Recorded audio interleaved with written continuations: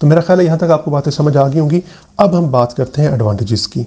हमने जो भी डिसएडवांटेजेस वहाँ पे डिस्कस किए हैं उन्हीं के लिहाज से यहाँ पे अगर एडवांटेजेस की बात करें तो एडवांटेजेस ऑफ डाटाबेस जो है पेज नंबर 8 है हमारे पास बुक के ऊपर जो है, उसमें लिखा हुआ है कि data in a database appears only once, यानी आपका जो डाटा होगा ना वो सिर्फ एक दफ़ा ही शो हो रहा होगा। एक दफ़ा शो होने से मुराद ये है कि जिस तरह हमारे पास 4 डिपार्टमेंट्स थे, टीचर का डिपार्टमेंट था यानी जो टीचर्स हैं उनका, उसके बाद अकाउंट्स वालों का, एग्ज़ाम वालों का, एडमिशन वालों का, इन सब के पास जो स्टूडेंट की फ़ाइल होगी ना वो एक ही होगी, यानी सबके पास अलग अलग नहीं होगी अपनी अपनी। जब डाटाबेस सिस्टम बनाएंगे तो एक ही फाइल को ये सारे एक्सेस करेंगे, यानी फाइल एक ही होगी, सब उसको एक्सेस करेंगे। तो इसका मतलब ये होता है appears only once and is not duplicated. इसी वजह से फिर हम कह सकते हैं वो डुप्लीकेट नहीं हो रहा होगा। For example the data of a student in a college database is stored in one table, यानी स्टूडेंट्स का डाटा जो होगा वो कॉलेज के अंदर सिर्फ एक ही टेबल के अंदर स्टोर होगा। सारे अपने अलग अलग टेबल या सारे अपनी अलग अलग फाइल नहीं बनाएंगे, एक ही फाइल होगी जिसके अंदर सारा डाटा स्टोर होगा। ओके जी, तो the table can be access for different purpose. तो इसको फिर जो है ना वो हर एक डिपार्टमेंट अपने पर्पस के लिहाज से एक्सेस कर लेंगे, यानी टीचर जो है अपने लिहाज से एक्सेस कर लेंगे, अकाउंट्स वाले अपने लिहाज से एक्सेस कर लेंगे, एग्जाम वाले अपने लिहाज से एक्सेस कर लेंगे और एडमिशन वाले अपने लिहाज से एक्सेस कर लेंगे। तो इस तरह से हमारी जो है ना वो पहली प्रॉब्लम रिजॉल्व होगी जो हमने अभी वही वहाँ पर पढ़ी थी, जिसको हम डुप्लीकेशन या रिडंडेंसी कह रहे थे, वो यहाँ पे रिजॉल्व होगी कि आपने अब फाइल ही एक क्रिएट कर ली है और वही फाइल आपने सब बंदों को एक्सेस दे दी है। यानी जो भी बंदे से मुराद डिपार्टमेंट्स हैं, एग्ज़ाम वाले, एडमिशन वाले, अकाउंट्स वाले या डिपार्टमेंट वाले, वो सारे के सारे उसी फाइल को एक्सेस करेंगे। लिहाजा आपकी डुप्लीकेशन वाली प्रॉब्लम रिजॉल्व होगी यहाँ पे। दूसरी हमारे पास प्रॉब्लम थी इनकन्सिस्टेंसी की फाइल प्रोसेसिंग सिस्टम के अंदर। तो यहाँ पे हमने बात करी डाटा कंसिस्टेंसी की। ये पेज नंबर 9 पे मैं बात करने लगा हूँ, डाटा कंसिस्टेंसी जो लिखा हुआ है। और इसमें क्या होता है, चूंकि अब फाइल एक है, जो भी उसमें अपडेट होगा, जिस तरह मैंने शुरू से मिसाल ली थी सलीम की, फ़र्ज़ कर लें एक बंदा या टीचर जो है वही नाम एंटर करते हैं और उन्होंने नाम एंटर कर दिया SALEEM सलीम, तो सब अहमद भी आगे इसी तरह AHMED फ़र्ज़ करने कर दिया या AD कर दिया, जो भी कर दिया। तो अब सबको ये ही स्पेलिंग जो है वो एक्सेस होंगे क्योंकि फाइल एक है, उसमें एक बंदे ने लिख दिया, बाकी सारे डिपार्टमेंट्स वालों को वही चीज़ जो है वो एक्सेस होगी। तो लिहाजा आपकी इनकन्सिस्टेंसी भी नहीं आएगी। अब ये नहीं होगा कि आपके जो है वो स्पेलिंग जो है वो जो एडमिशन वालों के पास से कुछ और लिखे हुए थे, एग्ज़ाम वालों ने जब आपका फॉर्म भेजा बोर्ड के अंदर जो है उन्होंने कोई और लिख के भेज दिए और बाद में आप जो है वो जलील होते रहेंगे कि हमने किस तरह से इसको अब ठीक करवाना है। फादर नेम गलत लिखा गया, ठीक है। शफीक जो है अब SHAFIQ भी कई लिखते हैं, अब शफीक जो है SHAFIQUE भी लिखते हैं। तो इस लिहाज से फिर आपकी प्रॉब्लम रिजॉल्व हो जाएगी। आप और जब भी आपने फ़र्ज़ कर लें कोई प्रॉब्लम अगर आ भी जाती है नाम के अंदर, तो आपने एक बंदे के पास जाके अपडेट करवाना, तो चूंकि वही फाइल सारे बंदों को एक्सेस हो रही है तो लिहाजा आपको वो फिर प्रॉब्लम फेस नहीं करनी पड़ेगी कि अब अलग अलग डिपार्टमेंट में जाके हमने जो है उसे अपडेट करवाना है। ये चीज़ हमने कल डिस्कस की थी। तो लिहाजा डाटा कंसिस्टेंट हो गया। यानी मैं पढ़ देता हूँ जो आपने इसमें से याद करना है। An important benefits of controlling redundancy is that data is consistent, कि जब आप जो है रिडंडेंसी को कंट्रोल कर लेते हैं तो डाटा आपका ऑटोमेटिकली कंसिस्टेंट हो जाता है। एक ये कर ले लाइन इसके अंदर से जो है, और दूसरी लाइन के अंदर लिखा हुआ है if it is required to update data the updation is performed at only one place. तो आपकी जो अपडेशन होगी वो सिर्फ एक जगह पे होगी, लिहाजा इस वजह से आपकी डाटा जो है वो कंसिस्टेंसी अचीव हो जाएगी। ओके जी, नेक्स्ट आ जाता है फिर हमारे पास कंसिस्टेंसी कंस्ट्रेंट्स। अब हमने बात की थी कि ये वो कंस्ट्रेंट्स हैं जो हम डाटा के ऊपर लगाते हैं और उसकी वजह से फिर डाटा आपका ठीक रहता है। अब देखें इसने लिखा हुआ है, मैं पढ़ देता हूँ एक दफ़ा यहाँ से, और मैंने समझा दिया आपको, फिर मैं आपको समझा देता हूँ कि क्या होती है। Consistency constraints are the rules that must be followed to enter data in database. यानी ये वो रूल्स हैं जिनको हमें लाजमन फॉलो करना पड़ेगा डाटा को डाटाबेस के अंदर एंटर करने के लिए। मिसाल के तौर पे हमने मार्क्स के ऊपर जो है कंसिस्टेंसी कंस्ट्रेंट लगा दी, यानी हमने कह दिया मार्क्स जो है ना वो 0 से नीचे नहीं हो सकते और 100 से ऊपर नहीं हो सकते।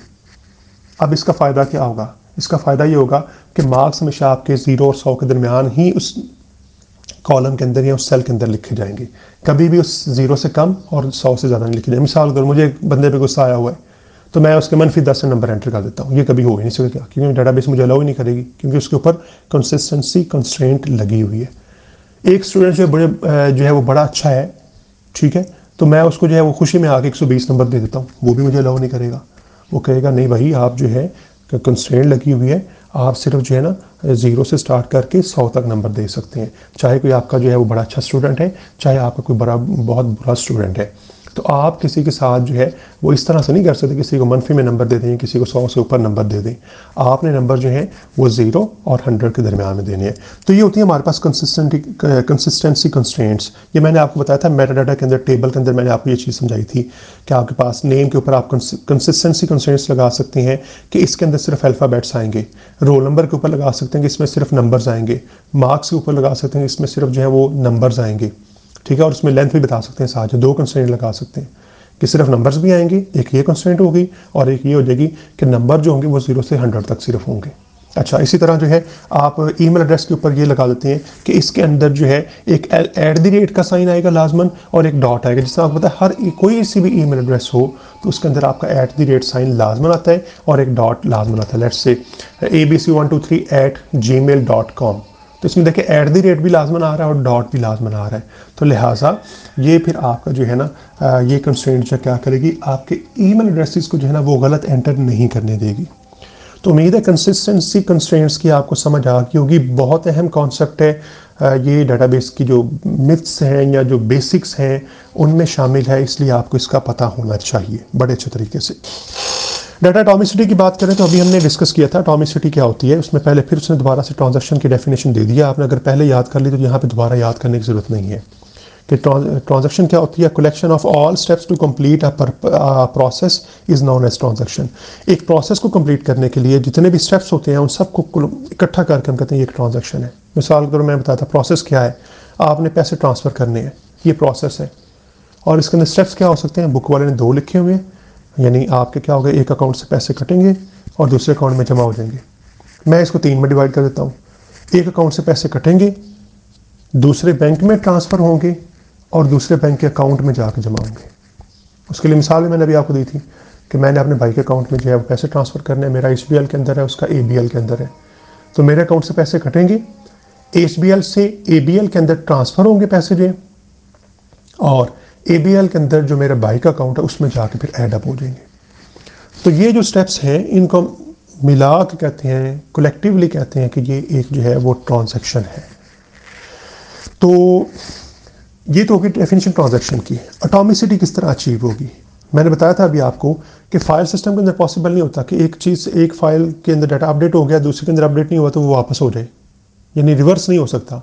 लेकिन डेटाबेस से जो है ना वो रिवर्स कर देती है ऑटोमेटिकली, इसलिए हम इससे कहते हैं कि इसके अंदर एटॉमिसिटी प्रॉब्लम नहीं आती, जबकि फाइल प्रोसेसिंग सिस्टम के अंदर आती है। यानी हुआ क्या कि मेरे अकाउंट से भी पैसे कटे थे, लाइट बंद हो गई, जिस तरह हमारे पाकिस्तान में आम होता है। तो अब क्या होगा, अब 2 ऑप्शन हैं। अगर तो मैंने सारी इंफॉर्मेशन दे दी हुई है किस अकाउंट, किस बैंक में और किस अकाउंट में जाके जमा होने हैं, तो फिर तो ठीक है, वो ऑटोमेटिकली डेटाबेस उसमें अपडेट कर देगी और मुझे इन्फॉर्म हो जाएगा। जिस तरह आपको पता कि जब आपके पैसे ट्रांसफ़र होते हैं तो आपको मोबाइल के ऊपर एक मैसेज आ जाता है। अच्छा, अगर नहीं होते तो क्या होगा, मेरे अकाउंट से पैसे कट गए थे, लाइट बंद हो गई, सिस्टम बंद हो गया, तो वो पैसे ऑटोमेटिकली आपके अकाउंट में बैक हो जाएंगे, आपके अकाउंट में आके फिर से जमा हो जाएंगे। इसी को हम कहते हैं एटॉमिसिटी। और ये प्रॉब्लम जो थी ये फाइल प्रोसेसिंग के अंदर थी, लेकिन डेटाबेस के अंदर ये वाली प्रॉब्लम नहीं होती। ठीक है जी, बात समझ आ गई। यानी एक ट्रांजैक्शन के जितने भी स्टेप्स हैं या तो वो सारे परफॉर्म होंगे या उनमें से कोई भी नहीं होगा। इसको हम डाटा एटॉमिसिटी कहते हैं आसानी के लिए। यहाँ पे लिखा हुआ है वैसे जो है, data atomicity means that either a transaction should take place as a whole or it should not take place at all।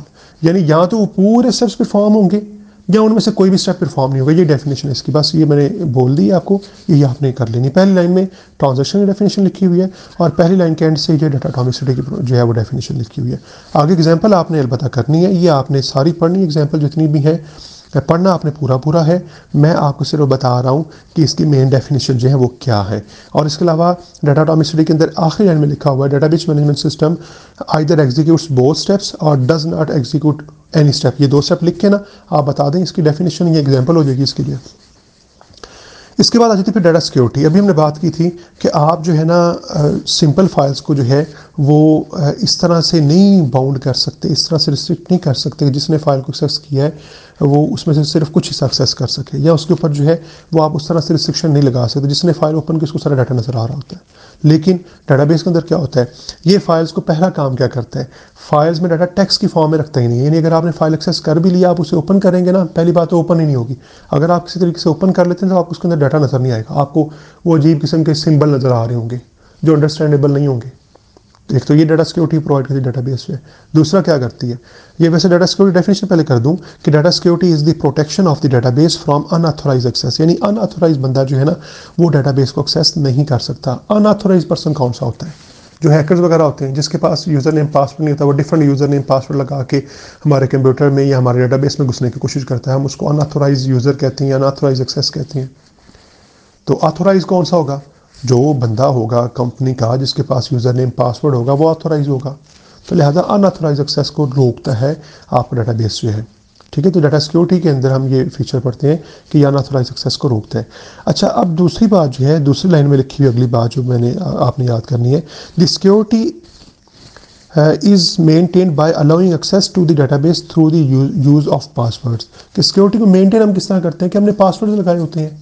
File के ऊपर आमतौर पर पासवर्ड नहीं लगे होते, लगा सकते हैं लेकिन आमतौर पे लगे नहीं होते।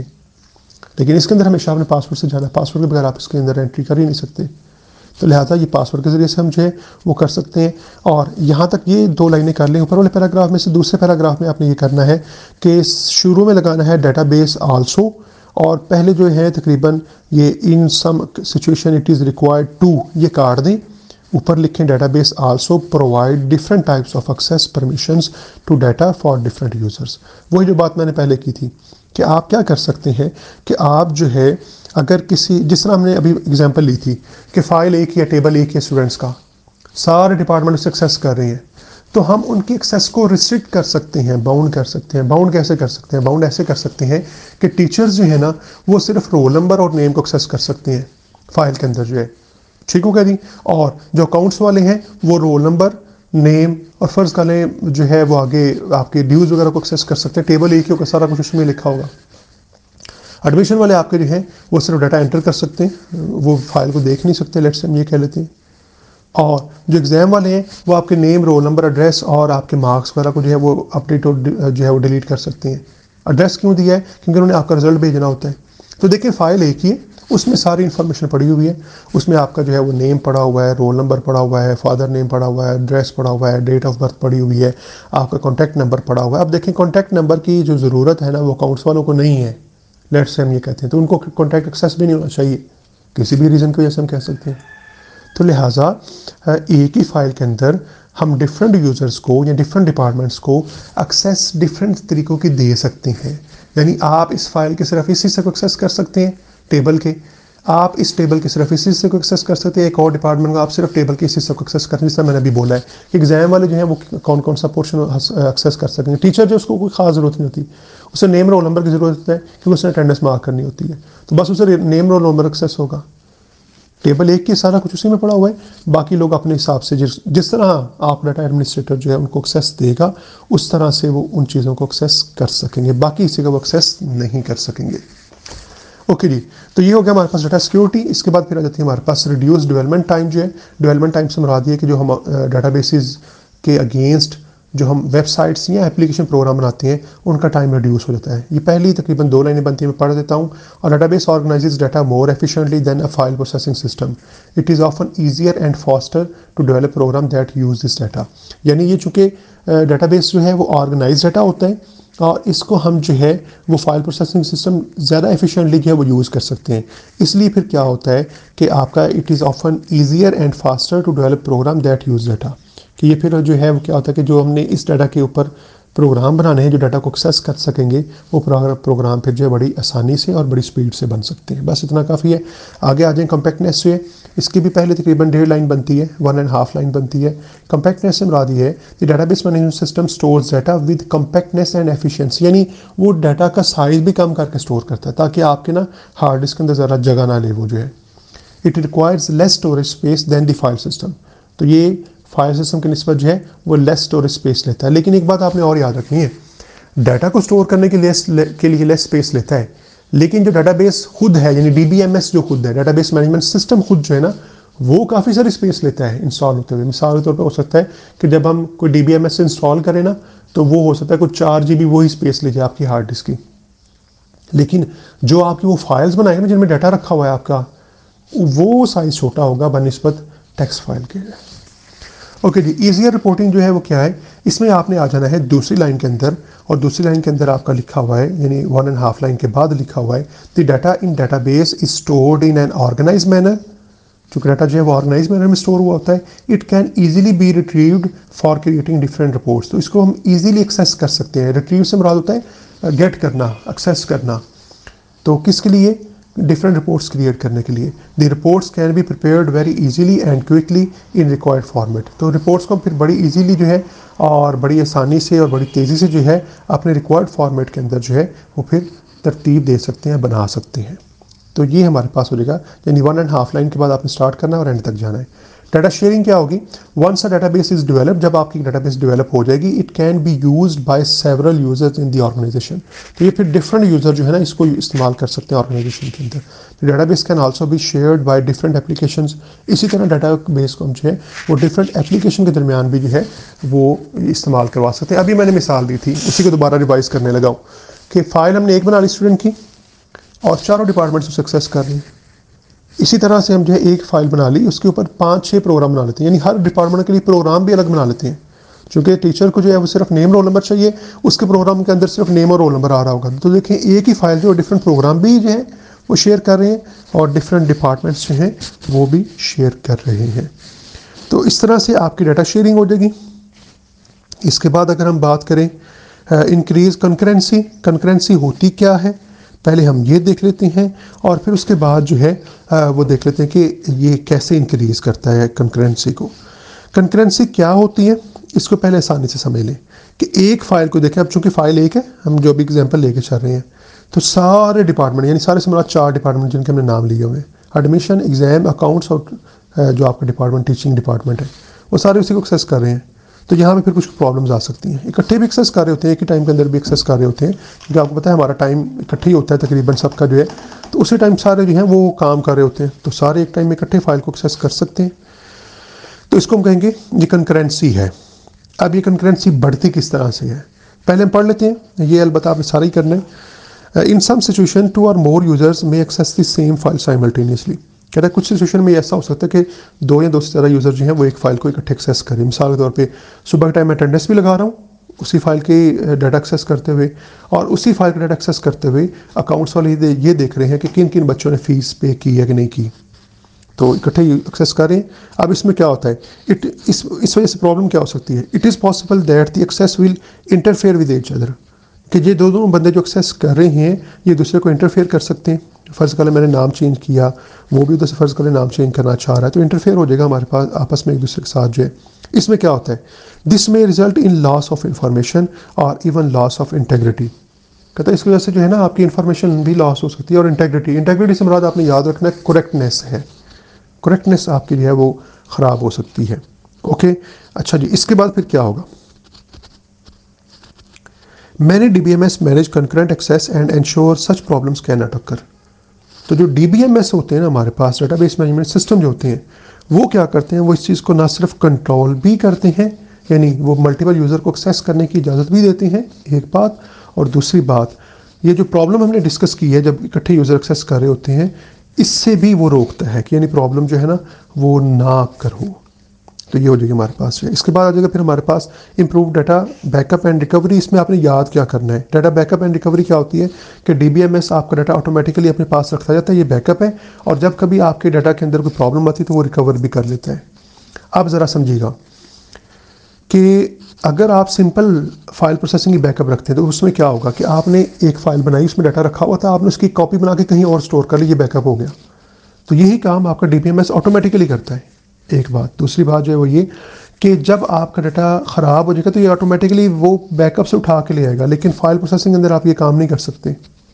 तो लिहाजा इसमें आपने क्या करना है, इसमें आपने आखिरी लाइन जो है वो याद करनी है, यानी सेकंड लास्ट लाइन से स्टार्ट होगा और वो आपने याद करना है, और उसमें आपने शुरू में लिख लेना है due to backup and recovery function, ये आपने लिख लेना है, मैं दोबारा बोलता हूँ, due to backup and recovery function, और आखिरी line, the modern DBMS provides facilities to minimise the amount of processing that can be lost due to a failure. यानी अगर सिस्टम के फेल होने पे कोई आपकी प्रोसेसिंग लॉस्ट होती है तो बैकअप एंड रिकवरी की वजह से, फंक्शन की वजह से वो आपकी रिकवर हो जाएगी। ठीक होगा जी, यानी वो कम से कम जो है उसके अंदर मसला आएगा। अब आखिरी पॉइंट जो डाटा इंडिपेंडेंस, वहाँ पे हमने पढ़ा था data dependency, program data dependency, अब इसके अंदर डाटा इंडिपेंडेंस है। अब डाटा इंडिपेंडेंस क्या होता है? वो ये है कि आप, जिस तरह हमने बात की थी कि जब आपने एक प्रोग्राम डिज़ाइन कर लिया ना अपनी फाइल के मुताबिक जिसमें आपने डाटा रखा हुआ था, तो आप फिर उसको जो है वो चेंज नहीं कर सकते बाद में, लेकिन इसमें आप कर सकते हैं। पढ़ लेते हैं, ये पूरा ही पढ़ना पड़ेगा आपको जो है। Database approach provides the facility of data independence. It means that the data and the application program are separate from each other. यानी आपका एप्लीकेशन प्रोग्राम जिसने डाटा को एक्सेस करना है वो, और आपकी डाटाबेस जिसमें डाटा स्टोर किया हुआ, ये दोनों अलग अलग चीज़ें होती हैं, ये एक दूसरे के ऊपर डिपेंड नहीं करती। आप कोई और प्रोग्राम बना लें इसके लिए, आप बैकएंड में डाटाबेस चेंज कर दें, प्रोग्राम वही रहने दें, तो कोई इशू नहीं है, कोई प्रॉब्लम नहीं होगी। लेकिन यही काम आपका फाइल प्रोसेसिंग के अंदर नहीं हो सकता। It is possible to change data storage structure and operations without changing the application program. यानी आप जो है डाटाबेस को पहले आपने फर्ज कर लिया हार्ड डिस्क पे स्टोर किया हुआ था, आप उसको जो है किसी और हार्ड डिस्क पे या SSD पे शिफ्ट कर देते हैं तो कोई मसला नहीं, वही प्रोग्राम आपका चल रहा होगा आगे। लेकिन पहले वाले में ये काम नहीं हो सकता था। यानी प्रोग्राम फाइल प्रोसेसिंग के अंदर जब आपने बैकएंड पे फाइल को कहीं और शिफ्ट ही कर दिया है तो आपका प्रोग्राम काम करना छोड़ जाएगा, वो डाटा को एक्सेस नहीं कर सकेगा। तो इसलिए ये काम यहाँ पे हमारे पास जो है वो आसानी से हो सकता है।